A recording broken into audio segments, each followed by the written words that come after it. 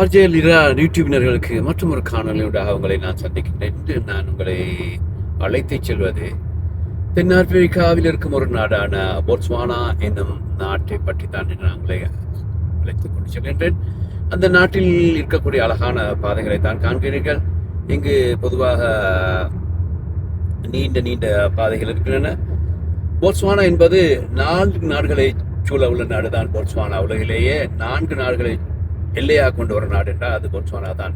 குறிப்பாக தென்னாப்பிரிக்கா, ஜிம்பாப்வே, நமீபியா மற்றும் ஜம்பியா போன்ற நாடுகளை எல்லைகளாக கொண்ட இந்த நாடு சனத்தொகை என்று பார்க்கும்போது 2.2 மில்லியன், அதாவது 22 லட்சம் மக்கள் கொண்ட நாடு தான் இது.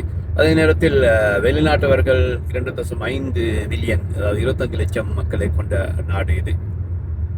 பாதையோரங்களில் மாடுகள், கழுதைகள் போன்றவை மேய்ந்து கொண்டிருக்கின்றன. அழகான விரிவான பாதைகள். அதே போன்று மக்கள் இங்கு பேசக்கூடிய மொழி செட்ஸ்வானா என்று அவர்கள் சொந்த மொழி இருக்கின்றது. அதே நேரத்தில் அவருடைய மொழியான வேறு சூலு என்ற ஒரு மொழி இருக்கின்றது. அதிகமானவர்கள் ஆங்கிலம் கதைக்கூடியவர்கள். குறிப்பாக அதிகமானவர்கள் கிறிஸ்தவர்கள் இருக்கிறார்கள். வேற்று மதத்தவர்கள் ரொம்ப குறைவு. இந்த நாட்டின் முக்கிய ஏற்றுமதியாக டயமண்ட், அதாவது இருக்கின்றது டயமண்ட். அதே போன்று மாட்டிறைச்சியும் இந்த நாட்டின் முக்கிய ஒரு ஏற்றுமதியாக இருக்கின்றது. மக்களை பொறுத்தவரையில் ஒரு கருப்பினத்தவர்களும் ஓரளவு வெள்ளை இனத்தவர்களும் இங்கு வாழ்ந்து கொண்டிருக்கின்றார்கள். ஒரு அழகான ஒரு ரம்யமான காட்சி. அதாவது வானம் எப்போதுமே ஒளி ஊற்றியிருக்கும். அதாவது வானத்தில் சூரியன் எப்போதும் காட்சி தரக்கூடிய இருக்கும். ஒரு மழை காலம் குறைந்த மழைகள், அதாவது மழை பெய்யக்கூடிய காலம் ரொம்ப குறைவு.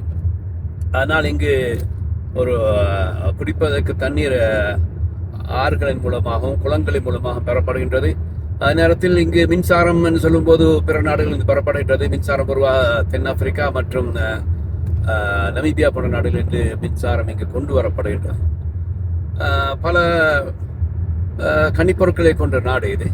அதே நேரத்தில் மக்கள் ஓரளவு வெளிநாடுகளுக்கு செல்லாமல் இந்த சொந்த நாட்டிலேயே வாழக்கூடிய மக்கள். பல ஆழ்வீத வருமானம் குறைவாக இருந்தாலும் அவர்கள் அதை சகித்துக் கொண்டு அழகாக வாழக்கூடிய ஒரு நாடு. இவ்வாறான அழகான நீண்ட நெடிய பாதைகளை கொண்ட நாடு தான் போட்ஸ்வானா.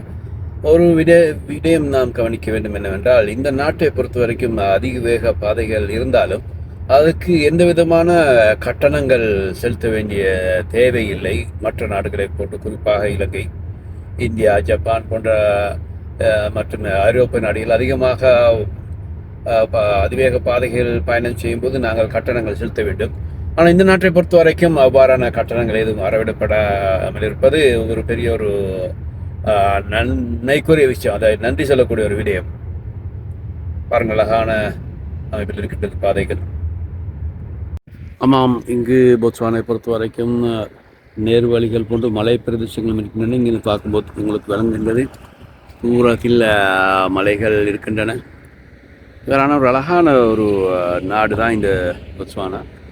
கடும் வறட்சியாக இருந்தாலும் தாவரங்கள் என்று சொல்லும்போது ஒரு சில முள்ளு தாவரங்கள் தான் இங்கே வளர்கின்றன. ஆனால் விவசாயத்துக்கு ஏதுவான ஒரு கால்நிலை தான், அதாவது பூமி அமைப்பு இங்கு அமைந்திருக்கின்றது. இதுதான் இந்த மக்கள் அதிகமாக வசதி படைத்தவர்கள் சாப்பாடுக்குரிய சாப்பாடு. இது நண்டோஸ் சொல்லுவாங்க இந்த கடைக்கு.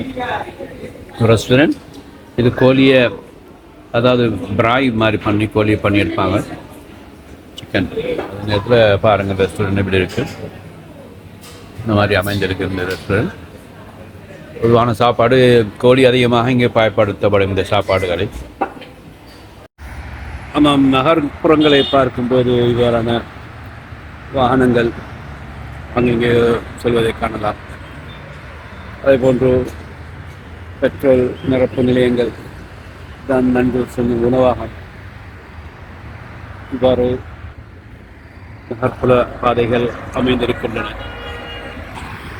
நகர்ப்புறமாக இருந்தாலும் பொதுவாக வண்டிகள் வேகமாக செலுத்துவது வழக்கம் இங்கே வரான பிரதேசங்கள்.